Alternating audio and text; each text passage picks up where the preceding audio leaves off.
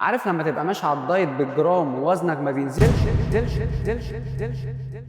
ممكن تكون المشكله مش في الاكل خالص. تعالى اقول لك على 5 عادات بسيطه بتبوظ كل اللي انت بتعمله وبتخليك مهما عملت دايت مش بتخس. هات مشروبك المفضل وتعالى اقول لك ال5 عادات. رقم واحد هي قله النوم. لما بتنام اقل من 6 ساعات هرمون الجرلين اللي هو هرمون الجوع بيعلى، وهرمون الليبتين اللي هو هرمون الشبع بيقل. يعني ببساطه هتلاقي نفسك جعان طول اليوم ومش قادر تتحكم في نفسك. والحل حاول تنام 8 ساعات بانتظام، وامنع الموبايل قبل النوم عشان جسمك يهيئ نفسه للراحه. رقم 2 التوتر المستمر. التوتر بيزود هرمون الكورتيزول وده بيخلي الجسم يخزن دهون اكتر خصوصا حوالين البطن. طب وبعدين في عندنا حلين: جرب تمارين التنفس السريعه او حتى تمشي 10 دقائق تفصل فيهم دماغك. رقم 3 قله شرب الميه. في ناس كتير فاكره ان هي جعانه بس في الحقيقه انهم عطشانين. قله الميه بتبطئ الحرق وبتخلي الجسم يحتفظ بالسوائل. نصيحه: خلي معاك ازازه ميه طول اليوم وحط ريمايندر على الموبايل لو بتنسى. رقم 4 الاكل العاطفي. عارف اللحظه اللي بتبقى متضايق فيها فتفتح التلاجة؟ ده اسمه ايموشنال ايتنج. ممكن تاكل 500 سعر زياده وانت حتى مش جعان. وعشان تسيطر على الموضوع ده اسال نفسك قبل الاكل: انا جعان فعلا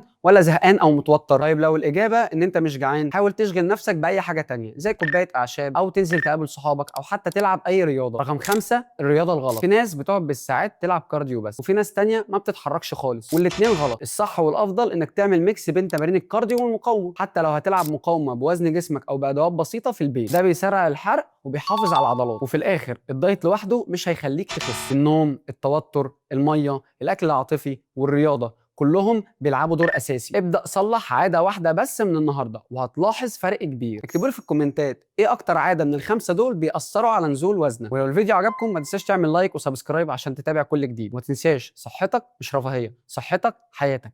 سلام.